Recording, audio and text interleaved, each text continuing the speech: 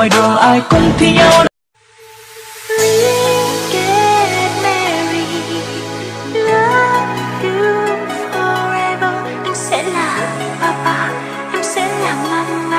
Vài lần đón đưa lặng im trên phố mưa rơi trên miền, vài lần đón đưa em về nụ cười dấu kín.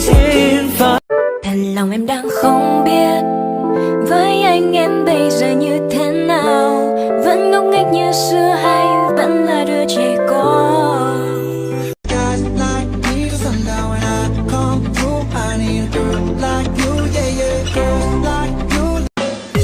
Hay là mình cưới nhau đi, hay là mình cưới nhau đi. Thanh xuân kia đi qua vội lắm ai ơi, cho anh say tình nồng tròn kiếp bên em.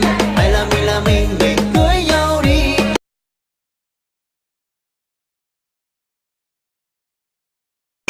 Chẳng một ai có thể can được trái tim khi đã lỡ yêu rồi.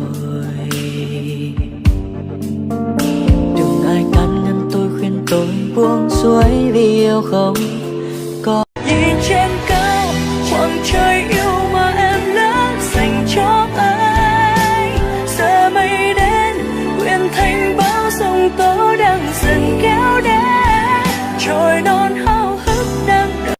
Tôi luôn có một chiếc bụng đôi để ăn được hết tất cả món ngon trên cuộc đời.